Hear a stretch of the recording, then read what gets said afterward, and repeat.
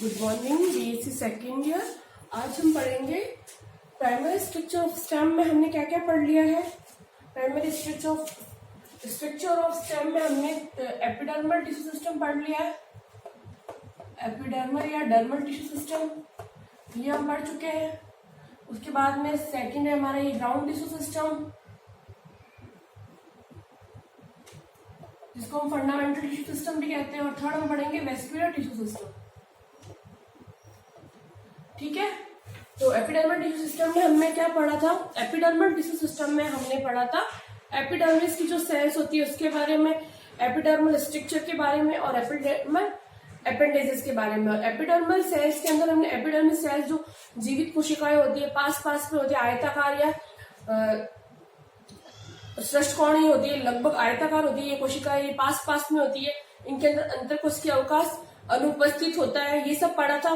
फिर epidermal appendages में हमने पढ़ा था एपिडर्मल स्ट्रक्चर में हमने पढ़ा था स्ट्रोमेटा के बारे में। स्ट्रोमेटा कहाँ प्रेजेंट होते हैं, स्टेम की एपिडर्मिस में भी हमें स्ट्रोमेटा मिलते हैं, पर बहुत कम संख्या में मिलते हैं। पत्ती की तुलना में हमें स्टेम पे कम स्ट्रोमेटा मिलते हैं। ये स्ट्रोमेटा भी क्या करते हैं, गैस विनिमय का कार्य करते हैं, साथ ही क्या करेंगे, जल ट्रांसपिरेशन में भी हेल्प करते हैं। ठीक है, उसके बाद में हमने पढ़ा था, इसके बाद में नेक्स्ट था हमारा जो अपेंडेजेस है। इसके अंदर अपेंडेजेस के अंदर आते हैं ट्राइकोम। जो ये ट्राइकोम्स ये बने हुए ट्राइकोम्स ये कैसे होते हैं, मल्टी सेल्यूलर हेयर होते हैं। स्टेम्स की एपिडर्मिस पर मल्टी सेल्यूलर हेयर होते हैं, उनको बोलते हैं ट्राइकोम।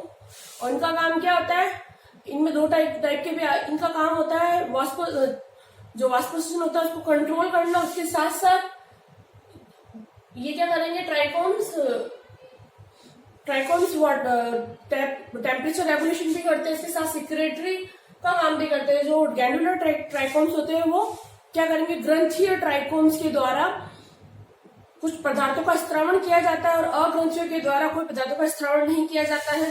ठीक है, ये मल्टी सेलुलर हो सकते हैं, ब्रांच हो सकते हैं, अनब्रांच्ड हो सकते हैं।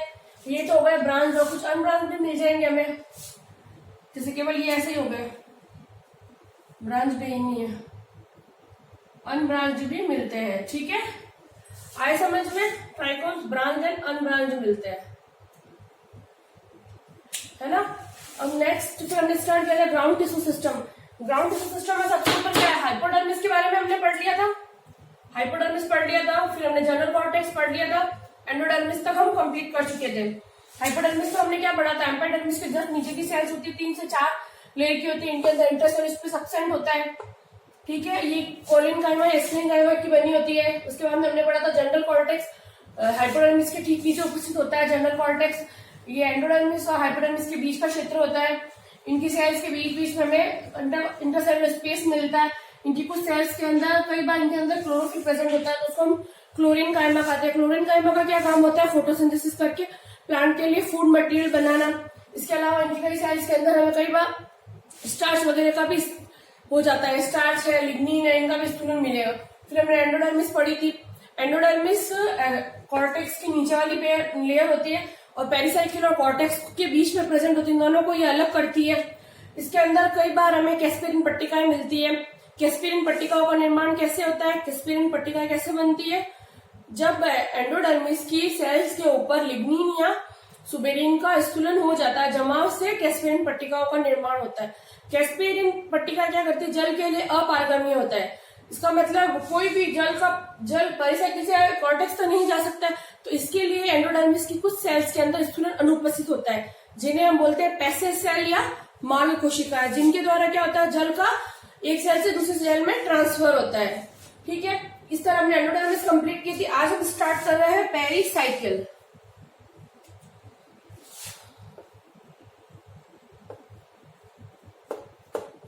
इसी को बोलते हैं परिरंभ।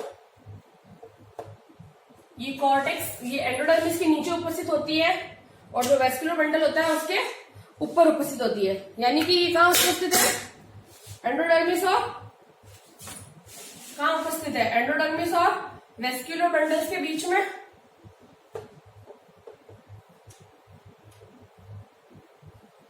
वेस्कुलर बंडल के बीच उपस्थित होती है। वेस्कुलर बंडल के रूप में क्या क्या होता है, जाइलम, फ्लोएम होते हैं, कैम्बियम होती है, ये सब आती है। ठीक है, तो ये एंडोडर्मिस और वेस्कुलर बंडल के बीच में प्रेजेंट होती है।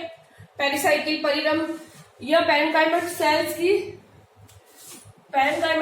बनी होती है। किसकी बनी होती है?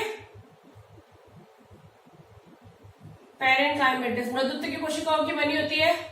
सिंगल लेयर होती है। मृदुत्व की कोशिकाओं की बनी एक परत कोशिका होती है। देखो सिंगल लेयर है, मृदुत्व की कोशिकाओं की बनी है। देखो सिंगल लेयर, ठीक है। ये पेरिसाइकिल पैरेन्काइमा कोशिकाओं की बनी होती है, एक परत होती है। ये क्या करती है? स्टील या रंभ का, स्टील की आउटर मोस्ट लेयर बनाती है। स्टील की आउटर मोस्ट लेयर का फॉर्मेशन करती है। ये क्या कर रही है? जो स्टील है यहाँ पे, जो ये हमारा स्टील प्रेजेंट है जाइलम फ्लोएम, उसकी आउटर मोस्ट ऊपरी परत का फॉर्मेशन कर रही है।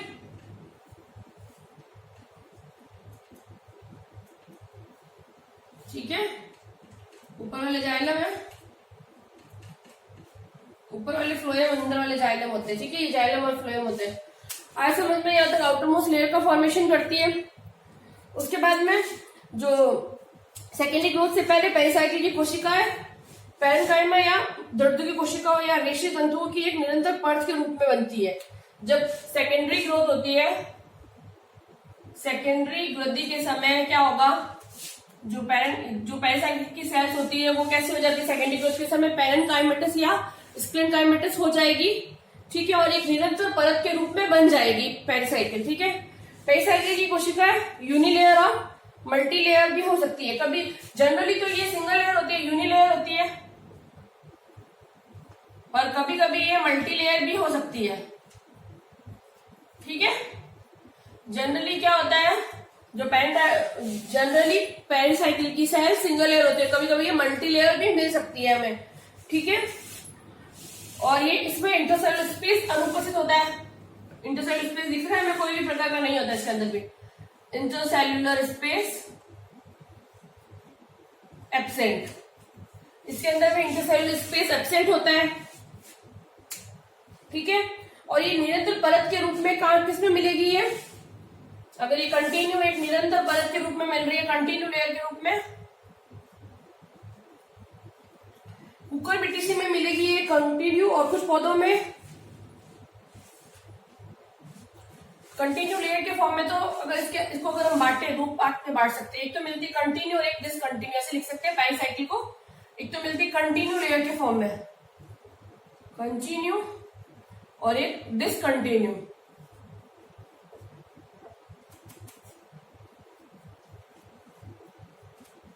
ठीक है, कंटिन्यूस किसमें मिलेगी? कंटिन्यूस मिलती है जिसके अंदर कंटिन्यू हो, ऐसे पूरी ऐसे बनी हुई है पेरिसाइकिल की पूरी लेयर बनी हुई है। ठीक है, ये मिलती है कुकुरबिटेसी में। कुकुरबिटा फैमिली होती है ना, कुकुरबिटा में मिलती है। और डिसकंटिन्यू किसमें मिलती है? जिनमें केवल जैसे ये वेस्कुलर बंडल्स है। ठीक है, ये वेस्कुलर बंडल है, केवल इनके ऊपर यहाँ पर हमें पेरिसाइकिल मिलेगी, केवल यहीं पे पेरिसाइकिल मिलती है। वो किसमें मिलती है? डिसकंटिन्यूस मिलती है हमें सूरजमुखी और ये किसमें मिलेगी? सनफ्लावर और मेडगागो में, सूरजमुखी में। ठीक है, जो सनफ्लावर प्लांट होता है और मेडिकागो, इन दो प्लांट्स के अंदर हमें कैसे मिलती है?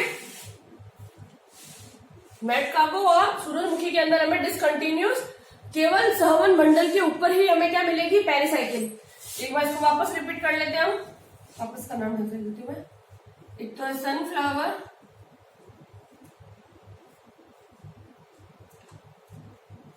सनफ्लावर और मेडी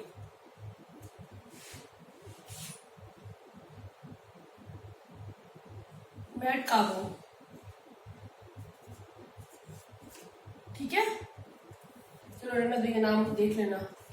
सनफ्लावर और मेडकागो में मिलती है। वापस एक बार रिपीट करते हैं पेरिसाइकिल का जितना भी हमने करवाया है। पेरिसाइकिल जो होती है वो, इसको हम हिंदी में परिरंभ कहते हैं। ये एंडोडर्मिस और वेस्कुलर बंडल के बीच की परत होती है।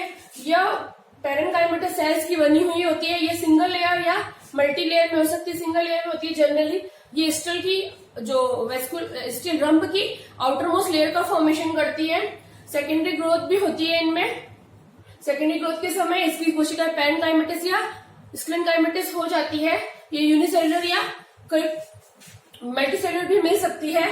जनरली ये यूनिसेलुलर होती है। इनकी सेल्स में इंटरसेलुलर स्पेस एब्सेंट होता है, ठीक है। और इनकी जो सेल्स होती है पेरिसाइकिल की सेल्स अगर कंटिन्यूस होती है, मतलब कंटिन्यू ऐसे लेयर के रूप में कुकुरबिटेसी फैमिली में मिलेगा हमें कुकुरबिटेसी में। और अगर डिसकंटिन्यूस हो, मतलब केवल जो वस्कुलर बंडल उसके ऊपर ही हमें केवल पेरिसाइकिल मिलती है, तो वो है, इसका एग्जांपल है हमारा सूरजमुखी और मेडकागो, ठीक है। इन प्लांट्स के अंदर हमें डिसकंटिन्यूस पेरिसाइकिल मिलती है। आगे यहाँ तक समझ में। अब नेक्स्ट है, अब एक सूरजमुखी में एक और चीज है वो हम आगे डिस्कस करते हैं। जो सूरजमुखी में कैसी पेरिसाइकिल मिलती है, सनफ्लावर की पेरिसाइकिल।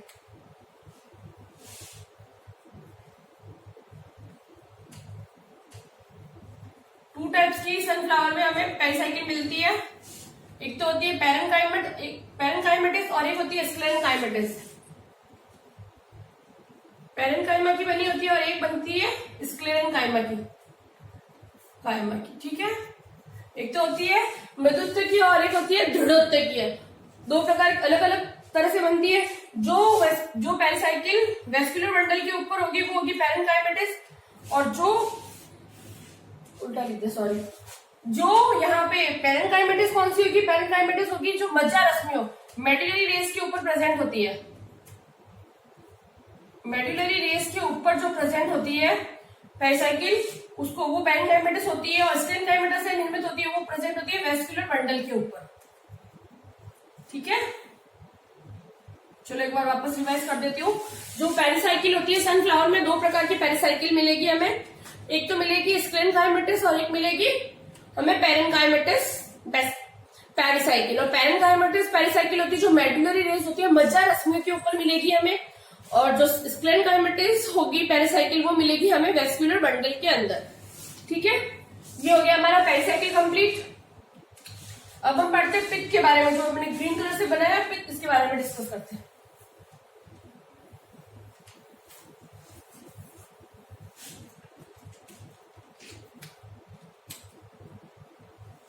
पित्त, इसको मज्जा भी कहते हैं। जनरली पित्त मोनोकॉट के अंदर पित्त अब्सेंट होता है और डाइकॉट के अंदर पित्त प्रेजेंट होता है। मोनोकॉट में अब्सेंट क्यों होता है, क्योंकि मोनोकॉट के जो वेस्कुलर बंडल होते हैं वो उसके ग्राउंड टिश्यू में बिखरे हुए रहते हैं, इसलिए उनमें हमें मज्जा नहीं मिलता है, ठीक है। ये ग्राउंड टिश्यू का एक विशिष्ट उत्तक होता है। ये ग्राउंड टिश्यू का एक स्पेसिफिक टिश्यू होता है, विशिष्ट उत्तक है, ठीक है। First line. सेकंड, तने के केंद्र या रंभ के मध्य भाग में उपस्थित होता है। स्टेम या स्टिल के मध्य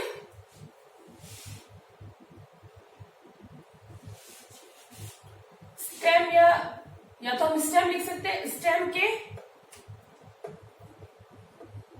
स्टिल रंभ के मध्य भाग में, मध्य या इसको लिख सकते हैं केंद्रीय भाग में उपस्थित होता है, केंद्रीय भाग में होता है, ठीक है।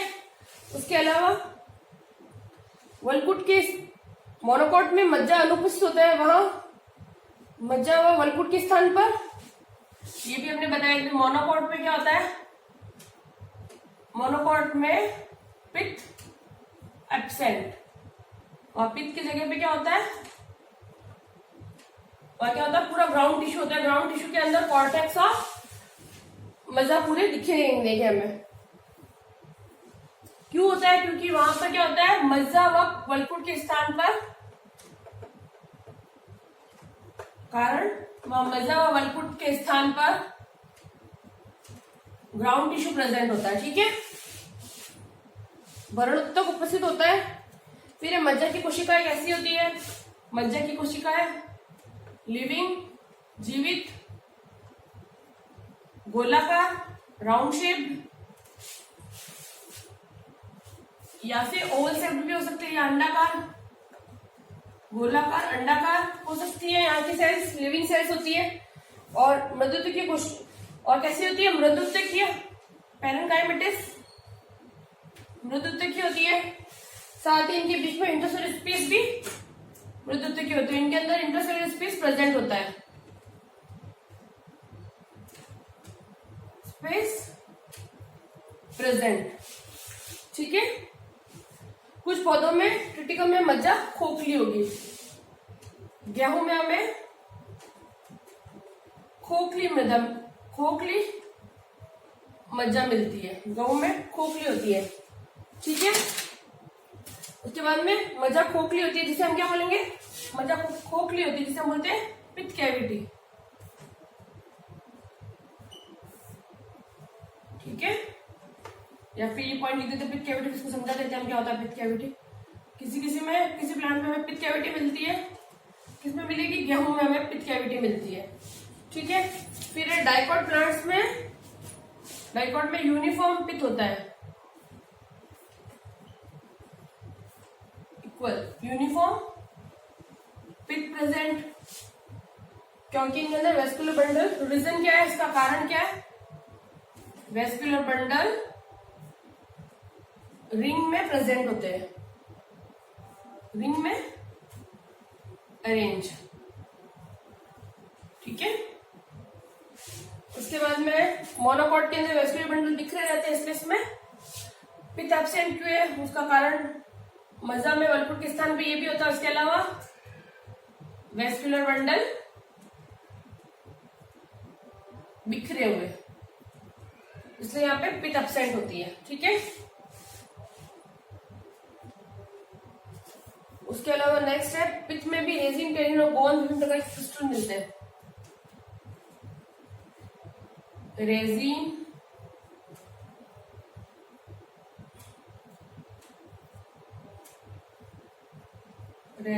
टेनिन, गोंद, ये सब पदार्थ मिलते हैं हमें कई बार पित्त की सेल्स में, और क्रिस्टल्स, और विभिन्न क्रिस्टल्स भी मिलेंगे हमें। ठीक है,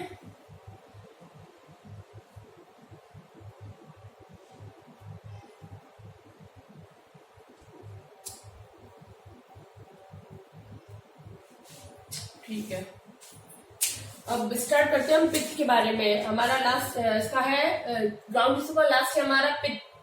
पित्त के अंदर क्या होता है, पित्त होता है जो, तो ये पित्त क्या है, स्टेला और ग्राउंड टिश्यू सिस्टम का पार्ट है। हमने जो बताया था ग्राउंड टिश्यू सिस्टम को हमने दो पार्ट में बांटा था, स्टेराल और नॉन स्टेराल, एक्स्ट्रा स्टेराल और स्टेलर। स्टेलर रीजन के अंदर आ जाता है हमारा पित्त रीजन। पित्त रीजन किसके अंदर आता है, स्टेलर रीजन के अंदर आ रहा है।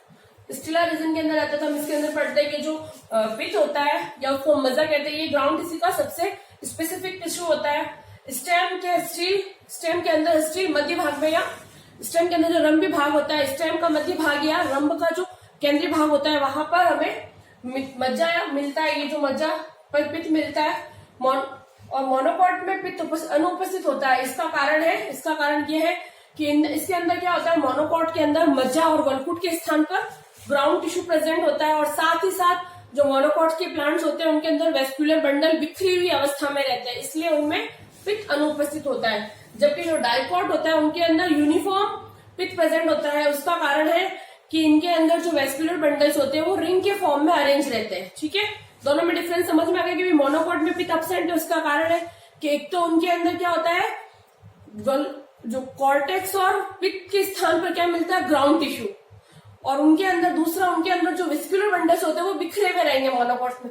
जबकि डाइकॉट के अंदर देखते हैं तो हमें एकदम वेल डेवलप्ड यूनिफॉर्म मज्जा मिलेगी, पित्त मिलेगा। उसका कारण है कि जो डाइकॉट प्लांट्स होते हैं उनके अंदर वेस्कुलर बंडल एक रिंग के अंदर अरेंज रहते हैं, इसलिए डाइकॉट प्लांट्स के अंदर वेल डेवलप्ड और दिखाई देती है अच्छी सी पित्त हमें दिखाई देगा। ठीक है, यूनिफॉर्म।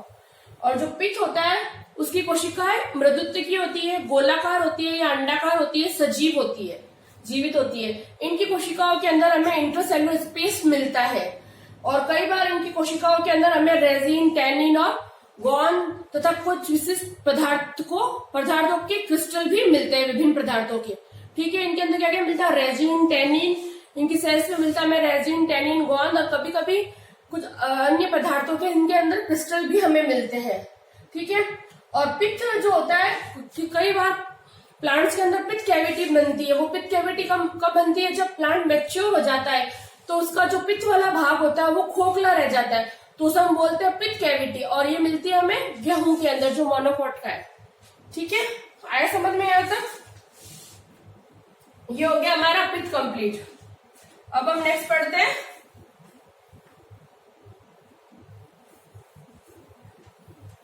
नेक्स्ट स्टार्ट करते हैं हम अपना मेडुलरी रेज।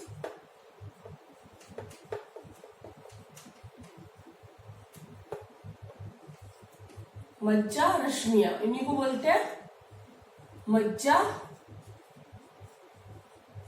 रश्मियां। ठीक है, मेडुलरी रेज। ये मेडुलरी रेज डाइकॉट में पित्त व कॉर्टेक्स को जोड़ने वाला इंटरफेसिकुलर पैरेन्काइमा सेल्स होती है। तो लिख सकते हैं डाइकॉट में क्या होता है? डाइकॉट में पित्त व कॉर्टेक्स को जोड़ने वाली पैरेन्काइमेटस सेल्स होती है।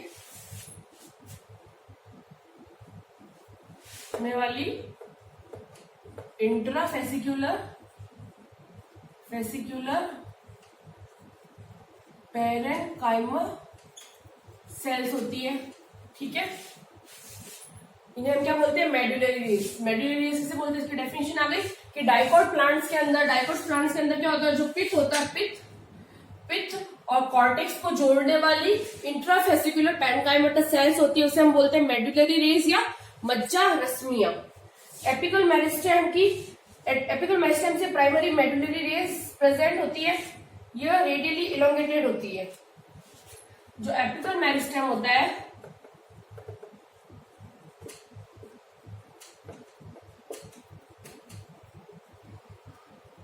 प्राइमरी मेडुलरी रेज प्रेजेंट होती है, इसको मैं MR लिख रही हूँ।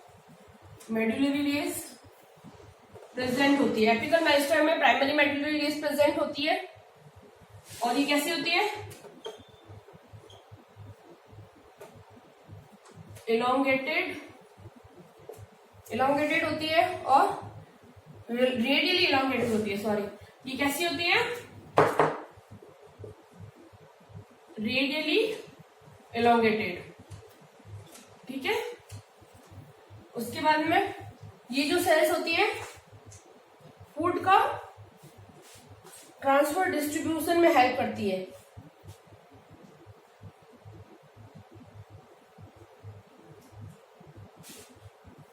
ये क्या करती है? फूड का ट्रांसफर डिस्ट्रीब्यूशन कराती है। ट्रांसफर डिस्ट्रीब्यूशन यानी कि फूड को पूरे प्लांट के अंदर ये पहुंचाने का काम करती है। फूड का ट्रांसफर डिस्ट्रीब्यूशन या वितरण करवाती है। यह संवहन दो संवहन मंडलों के बीच उपस्थित मृदत्व की कोशिकाओं द्वारा निर्मित होती है।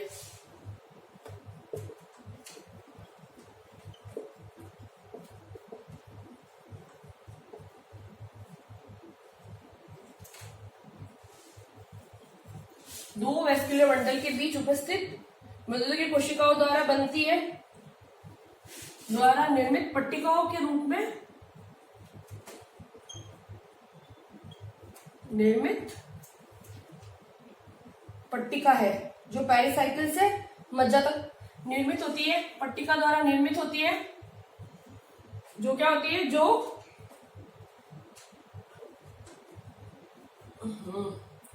जो पेरिसाइकिल से पित्त तक फैली रहती है। ठीक है, चलो मैं इसको वापस रिपीट कर देती हूँ। जो ये लास्ट हम इसके अंदर मेडुलरी रेज पढ़ रही होती है, मेडुलरी रेज बीच में से आती है, यहां से यहाँ पर होती है मेडुलरी रेज, जिसको हमने डायग्राम में नहीं बनाया, जब एक बार बना लेते हैं ताकि तुम्हें भी कंफ्यूजन नहीं हो मेडुलरी रेज है का भी।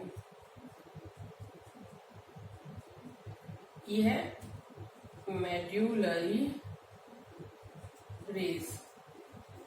जो मेडुलरी रेज या मज्जा रश्मियां वे होती है जो डाइकॉट के पित्त व कॉर्टेक्स को जोड़ने वाली, ये क्या होती है? जो द्विबीजपत्री पौधे होते हैं उनके अंदर पित्त और कॉर्टेक्स को जोड़ने वाली इंट्राफेसिकुलर पैरेन्काइमा की सेल्स होती है। इन्हें हम बोलते हैं मेडुलरी रेज या मज्जा रश्मियां। एपिकल मेरिस्टेम में प्राइमरी मेडुलरी रेज प्रेजेंट होती है। जो एपिकल मेरिस्टेम होता है शीर्ष विभज्योतक में हमें कौन से मिलती है, प्राइमरी मेडुलरी रेस मिलती है। ये रेडियली इलोंगेटेड होती है। फूड का ट्रांसफर डिस्ट्रीब्यूशन जो खाद्य पदार्थ होता है भोज्य पदार्थों का ये क्या करती है, अनुप्रस्थ वितरण करती है। दो वेस्क्यूलर बंडल के बीच में उपस्थित मृदुत्व की कोशिकाओं द्वारा ये निर्मित होती है। दो वेस्क्यूलर बंडल के बीच में उपस्थित जो मृदुत्व की कोशिकाएं होती है उनके द्वारा मज्जा रश्मियों का निर्माण होता है। मज्जा रश्मियों का निर्माण होता है। यह निर्माण पट्टिकाओं के रूप में होता है। ठीक है, दो वेस्क्यूलर बंडल के बीच उपस्थित मृदुत्व की कोशिकाओं से निर्मित पट्टिकाओं द्वारा बनती है।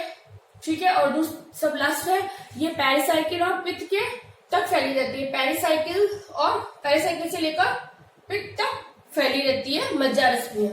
ये हो गया हमारा मेडुलरी रेस कंप्लीट। ठीक है, अब हम पढ़ते हैं फंक्शंस ऑफ ग्राउंड टिश्यू। क्या क्या फंक्शंस है ग्राउंड टिश्यू के? फंक्शंस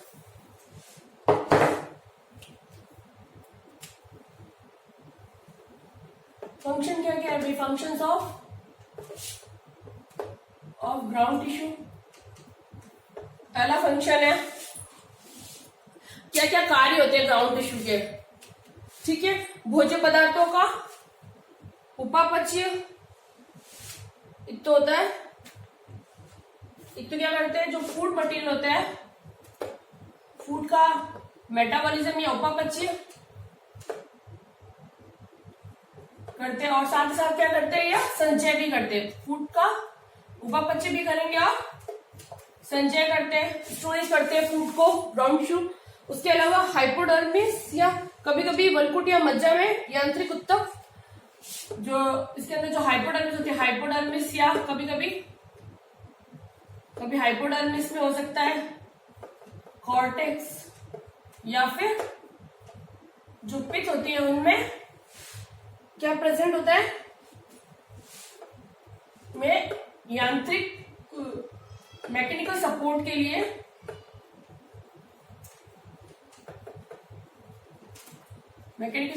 स्क्लेरन कायमा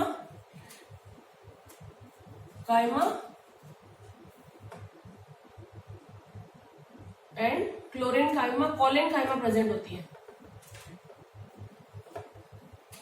ये क्या करती है, स्थायित्व प्रदान करती है, एक्स्ट्रा स्टेबिलिटी प्रोवाइड करती है। ठीक है, स्क्लेरन कायमा या कॉलिन कायमा प्रेजेंट होती है।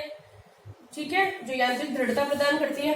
कॉर्टेक्स में क्लोरोफिल प्रेजेंट होता है। कई बार हम देखते हैं कॉर्टेक्स में ये जो यहाँ पे जो कॉर्टेक्स के अंदर क्लोरोफिल प्रेजेंट है, इसको हमने एक नाम दिया था। इसको हमने नाम दिया था कौन सा क्षेत्र था, या स्वांगीकरण क्षेत्र या एसिमिलेटरी जोन नाम दिया था। ठीक है, तो कॉर्टेक्स में अगर क्लोरोप्लास्ट प्रेजेंट है तो क्या करेगा कॉर्टेक्स, फोटोसिंथेसिस। ठीक है, उसके बाद में नेक्स्ट है एरेनकाइमा। इनमें कॉर्टेक्स के अंदर कई बार एरेनकाइमा प्रेजेंट होता है। एरेनकाइमा के कारण क्या होता है, एरेनकाइमा क्या करती है, जलीय पौधों में फ्लोटिंग प्रोवाइड करती है या जलीय पौधों को प्लावकता। ठीक है, एक बताती हूँ वापस में आपको डिटेल और समझ में आ जाएगा। फिर सेकेंडरी ग्रोथ के समय वेस्कुलर कैम्बियम में कोर कैम्बियम का निर्माण करती है।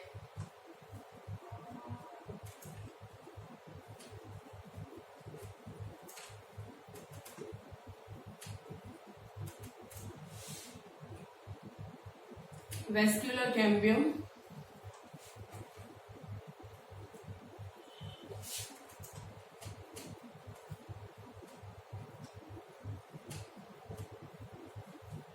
का निर्माण। ठीक है, सेकेंडरी ग्रोथ के समय क्या करती है, वेस्कुलर कैम्बियम और कॉर्ड कैम्बियम का निर्माण करती है और सेकेंडरी ग्रोथ में हेल्प करती है। ठीक है, तो मतलब क्या करेगी, सेकेंडरी ग्रोथ में हेल्प करती है, इनडायरेक्टली ग्रोथ में हेल्प। ठीक है, अभी के फंक्शन में वापस आपको समझा देती हूँ अच्छे से। अभी हम पढ़ रहे हैं ग्राउंड टिश्यू सिस्टम के functions of ground tissue system. First है फूड का मेटाबॉलिज्म, उपापचय करना और संचय करना। जो ग्राउंड टिश्यू होते हैं उनके अंदर, ग्राउंड टिश्यूज के अंदर हमने क्या क्या पढ़े थे, hypodermis, general cortex, endodermis, pericycle, medullary race, ठीक है, और पित्त। ठीक है, ये जो सब होते हैं बेटा, ये सब क्या करते हैं, इन सब में कुछ कोशिकाएं क्या करेगी, मेटाबॉलिज्म का काम की करती है और फूड स्टोरेज का काम भी करती है। दूसरा इसका वर्क है, इसकी जो हाइपोडर्मिस की सेल्स, कॉर्टेक्स या पित्त की सेल्स के अंदर मैकेनिकल प्लांट्स को मैकेनिकल सपोर्ट प्रोवाइड करने के लिए इनके अंदर कोलेनकाइमा या स्क्लेनकाइमा प्रेजेंट होती है कई बार, ठीक है, जो क्या करेगी, प्लांट्स को मैकेनिकल सपोर्ट, यांत्रिक दृढ़ता प्रदान करती है।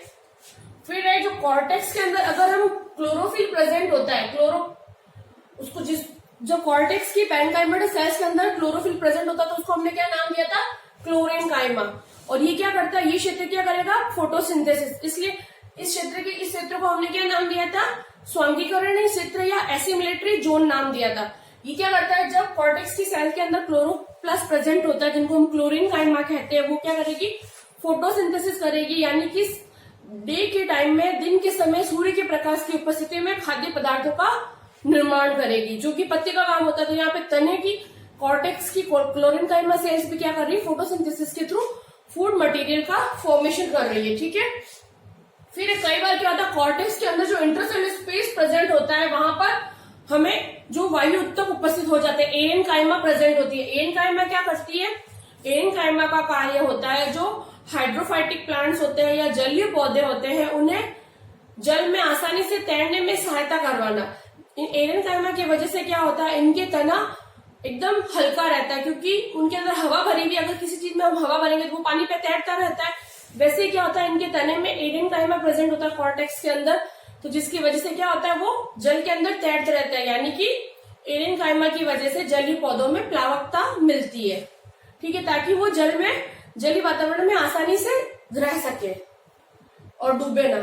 फिर फिफ्थ है इसका, ये जो ग्राउंड टिश्यू सिस्टम है वो सेकेंडरी ग्रोथ में भी हेल्प करता है। कैसे करता है, सेकेंडरी ग्रोथ के समय ये क्या करता है, वेस्कुलर कैम्बियम और कोर कैम्बियम का निर्माण करवाता है, ठीक है। ये हो गया हमारा ग्राउंड टिश्यू सिस्टम कंप्लीट। अब नेक्स्ट आगे हम पढ़ते हैं इसका वेस्कुलर टिश्यू के सिस्टम के बारे में।